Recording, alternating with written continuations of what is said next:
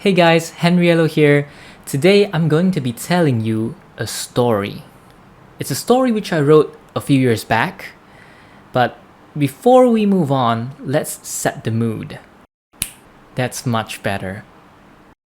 Now I hope this gives you an inkling of what the story is going to be about. Now the story that I'm going to tell you is called The Blackout Hotel. It's a story inspired by a true event which I experienced. It's not for the weak-hearted, so be prepared. Imagine this. It's the middle of the night. You're on a business trip and you're staying at a hotel, sleeping soundly in your bed. You woke up in the darkness to the sound of your hotel cart jumping wildly in its cart slot. The bathroom light, which you've always left on every time you're sleeping, went out. The air conditioner stopped and everything was silent in the darkness. You lay still for a moment, eyes wide open, but you couldn't see a thing. After a few minutes, the room started to get too hot. You clumsily fumbled around for your phone. It seems you forgot where you left it when you fell asleep. Then your hand grasped around a familiar object. The first thing you did was turn on your phone's flashlight. As you slowly cleared your mind from its hazy state, a few scenarios ran through your mind. Perhaps the room card malfunctioned, so you slowly get out of bed as calmly as you can. Your body felt heavy and sluggish. You walked towards the room card and took it out of its card slot. You put it back, but the electricity did not return. You walked towards the door and looked out of the peephole, but you couldn't see anything. You opened the door, and what greeted you was a corridor of darkness. You sweep your phone's flashlight past the corridor. It felt like a scene straight out of a horror movie. The jump scare should pop out any minute now, you thought, and chuckled nervously. The hotel must have had a blackout. You decided to go down to the lobby to check things out. Since there was no electricity, the door probably wouldn't work even with the card, so you left the card in the card slot. The door to the hotel has a latch, so you close the latch and step out of the room. With the latch in place, the door wouldn't fully close, so you could come back into your room anytime. You made your way to the elevator. Understandably enough, the elevator was out of order, so you shone your light down the stairs. Your room is on the 5th floor. It's a long descent down in the dark.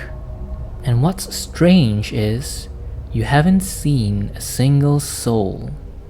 No one came out of their rooms, only you did.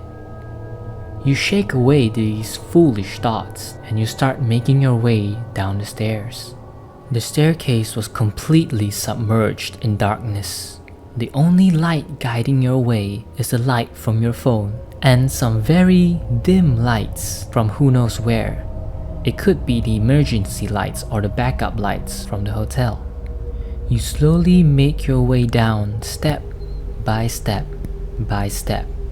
Time seems to lose all meaning in the darkness, and all you could hear was the sound of your footsteps. As you lost sense of time, the dim lights around you seems to change in color. It took on a more reddish hue. Your mind must be playing tricks on you, as the lights slowly turn redder and redder and blood red. It feels almost as if you're descending further and further down into the abyss. You start hearing voices, a soft murmur at first, and then another murmur joined in, and then more, as if there were a lot of people whispering to each other, murmuring, talking. You could feel yourself sweating. Your hands feel unnaturally clammy when you grip onto the handrail of the staircase. You have no idea how long you've been walking down this staircase. Hasn't it been 5 floors already? Just before you decided to head back up the stairs, you've arrived at the lobby. There were a lot of people already gathering around the lobby, talking to each other, murmuring to each other, asking what's happening, and there were a few people at the counter asking the receptionist how long it would take before the electricity comes back. The receptionist reassured everyone they have already called the technician and he'll be here any minute. So you stood in the lobby for about half an hour, along with other hotel guests who were also sitting there with you in the dark. Or at least you hope they were all sleepy, disgruntled hotel guests and not uninvited visitors. It doesn't help that this is the ghost month, the 7th month of the Chinese lunar calendar. The Hungry Ghost Month is a belief in Chinese culture that on the first day of the month, the ghosts of hell are let out, so people try to avoid swimming or being alone late at night. But you don't believe in this stuff. That's just ridiculous, isn't it? As you ponder these thoughts, you start feeling uncomfortable. It's too warm and stuffy in the lobby, so you decided it's probably best to get in your car and turn on the AC. Your hand goes in your pocket, but the car keys aren't there. They must be in the room, you sigh. One heart-thumping journey up 5 floors later, you arrive back at the front of your room. The surroundings were quiet. Perhaps the other guests on the same floor were so deep asleep they don't even realize there's a blackout. Or perhaps all the guests are already in the lobby. Perhaps you were the only living soul on the 5th floor. You glance at the door. It was slightly ajar. Your heart clenched, then relaxed again because you remembered you left the door latch open so the door wouldn't fully close. Yes, it was a smart move and nearly gave yourself a heart attack.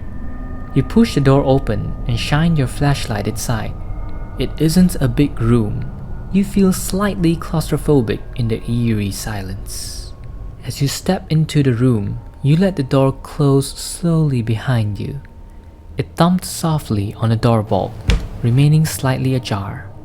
Past the door, there's a small closet to your left, and the bathroom is on your right. You left your bag at the foot of the bed, which is further into the room. You took 2 steps into the room. Out of the corner of your eye, you saw a dark shadow. You froze. You remain completely still. The shadow doesn't move either. You feel cold sweat start forming on your back. You could pretend not to notice a thing. Just turn around, grasp the doorknob, fling the door open, and flee. But you couldn't. The shadow still hasn't moved, as if it's watching you with its formless eyes, curious to know what you would do. You blink your eyes a few times. The shadow remained in the same spot, at the corner of your eye. It can't be, it can't be, it can't be, it can't be, it can't be. You keep repeating the same words like a mantra on your head. This can't be happening, this can't be real. The silence was deafening, and your stiffened muscles start to ache, and your back is now drenched with sweat. You can't stand here forever. You either flee or stand here unmoving throughout the rest of the night. You silently sucked in a breath and sweep your flashlight towards the shadow. Your other hand reached for the doorknob. A quick pull should be enough to open the door, just enough to squeeze through and run. You didn't want to look, but curiosity got the better of you. Your eyes unconsciously glanced towards the shadow, now lit by your flashlight, and you came face to face with yourself. The breath left your lungs. You shook your head inwardly. It was just the bathroom mirror. You heaved a silent sigh of relief. The bathroom was dark and absolutely empty. You can see yourself framed in the mirror, holding on to a phone. The light from your phone reflects back at you. You scared yourself silly with your own reflection. As you turn your head slowly from the bathroom towards the bed, you saw nothing. Yep, no jump scare here. Of course, this is reality after all. You couldn't have been so unlucky to meet with something, right? As your breathing returned to normal, you thumped your way with loud footsteps towards the bed where your bag is.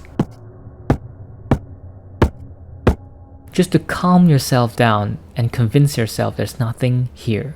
Your things were all there, exactly as you left it. So you grabbed your car keys and took your wallet with you, just in case, and you also took the hotel card from the card slot. You pass by the bathroom again, shining your light inside. You give your reflection a small nod. Hi there, and goodbye, I'm leaving now. You chuckled softly to yourself. Standing outside the room in the dark corridor, the door softly clicked shut behind you. You nod to yourself after you've made sure that you have everything you need. You shine your light to the other end of the dark corridor and start making your way towards the stairs. You took a step and then stopped. You frown. Something feels off. Did you forget something? Nope. You just checked you have everything you need. You couldn't help but get a nagging feeling at the back of your mind that something's wrong. But what was it? You look back at the door as you wonder what you might have forgotten. There couldn't possibly be anything else. The door to the room is locked and shut as it should be, and the corridor was as silent and dark as ever. Wait a minute. The door to the room is locked and shut? You stopped breathing. Wasn't the door latch wedging the door open? Did you accidentally push the door latch open as you left the room earlier? You don't remember touching it at all. You feel a slight chill, as if the air conditioner just turned on at full blast and was directed right at you. The corridor seemed to grow darker, and your phone's flashlight seemed to grow dimmer. Just a trick of the mind, you think to yourself, but your eyes were glued to the door.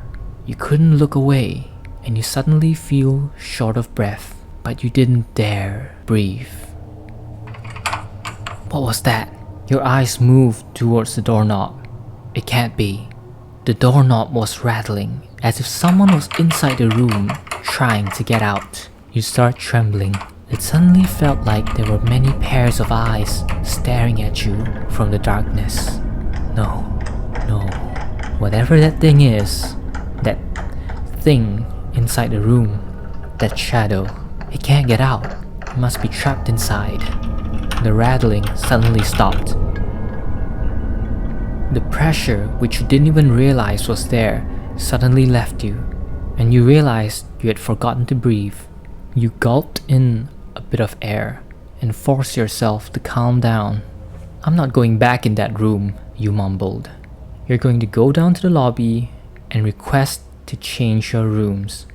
You turn around and start walking. Then, you heard the doorknob turn and the door open. You broke into a run but stumbled. You feel someone or something breathing right down your neck. You want to scream, but the sound was stuck in your throat.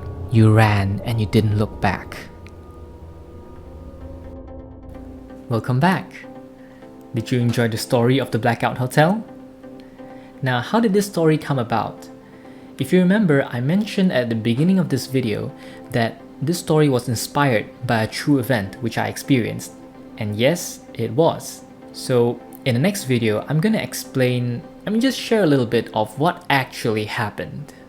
And it wasn't as dramatic, or it wasn't as, scary, because it was just inspired by the event that happened. It wasn't based off of it. If it was, I probably wouldn't be here right now, would I? So in the next video, I'm going to share with you what exactly happened and what inspired me to write this story. So look forward to my next video. It should be out in the next few days, I hope.